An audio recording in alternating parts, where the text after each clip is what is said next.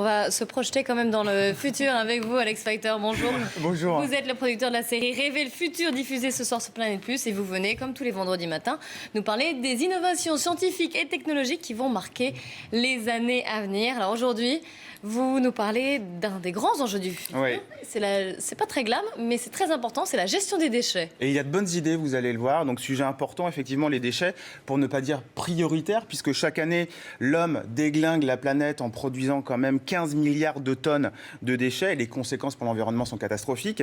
Et la situation est d'autant plus aberrante que des solutions existent. Alors, l'une d'entre elles, c'est évidemment le recyclage, avec le tri à la source, qui commence donc à la maison. Mais pour que cette première étape soit efficace, il faut que les centres de tri qui récupèrent ces déchets soient eux aussi ultra performants.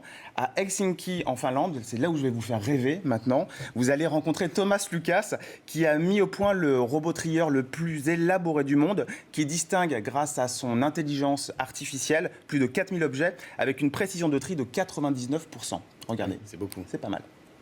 On apprend au robot à attraper de nouveaux objets en les lui montrant, en lui disant, par exemple, « Je vais mettre des briques jaunes sur le tapis roulant.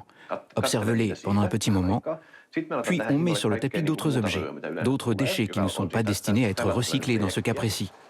Une fois que ces différents éléments ont été montrés au robot, il réfléchit pendant un moment.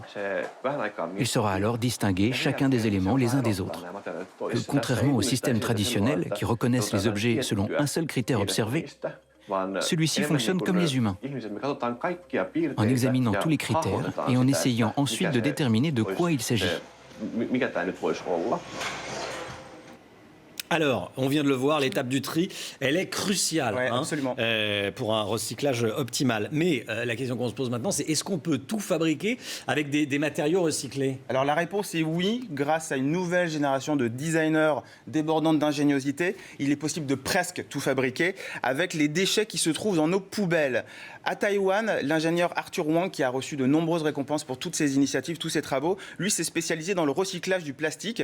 Il le récupère et grâce à une recette bio maison top secrète, il peut tout fabriquer. Alors ça va de mobilier comme des chaises, donc des choses relativement simples, à des bâtiments en bouteilles en plastique, bien évidemment, capables de résister à des typhons. Et là, maintenant, il passe vraiment à la vitesse supérieure, grâce, ou plutôt avec du plastique, il peut même faire voler des avions. Regardez. On regarde. À partir de bouteilles plastiques recyclées après consommation, on a fabriqué une aile d'avion aussi solide qu'une aile traditionnelle. Si ce matériau nous permet de créer des produits de recyclage haut de gamme qui répondent aux critères les plus exigeants en matière de design et de sécurité, des avions ou des immeubles par exemple, alors on aura prouvé aux industriels, designers, ingénieurs et fabricants que non seulement c'est possible, mais que c'est la seule façon d'aller de l'avant. Sinon, à quoi bon plancher sur toutes ces innovations ?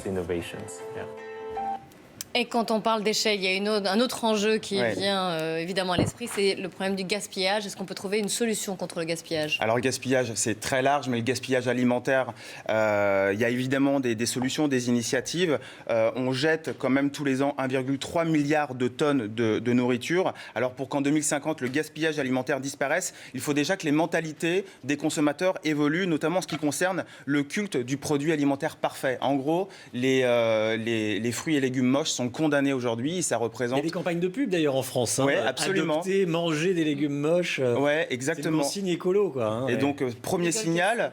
Les gueules cassées, exactement. Les gueules cassées. Et aux États-Unis, alors c'est une initiative parmi tant d'autres, mais Evan Lutz est très intéressant, vous allez le voir, il va nous parler de son projet, puisque son système permet aux fruits et légumes jugés inesthétiques de vraiment finir dans nos assiettes et plus du tout dans la benne à ordures. On l'a rencontré. Lorsqu'un produit est beau, ça ne veut pas forcément dire qu'il est bon. On devrait juger sur le goût, pas sur l'apparence. Notre idée est d'acheter des fruits et légumes moches, qui d'habitude finissent à la poubelle, de les mettre dans de jolies boîtes et de les livrer au domicile de nos clients.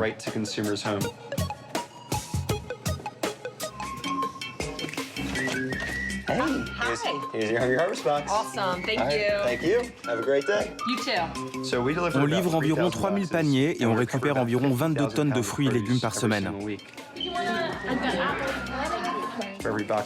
Pour chaque panier livré, on donne entre 1 et 3 livres de produits frais aux plus démunis. Voilà, et puis il y a aussi les doggy bags. Ouais, ça marche aux États-Unis. Merci Oui. Alex. Merci beaucoup. Vous nous avez montré des extraits de votre documentaire qui est diffusé ce soir sur Planète Plus. À 20h55 et avec la participation de Jeremy Irons, le comédien anglais qui a produit le documentaire Trashed il y a de ça quelques années.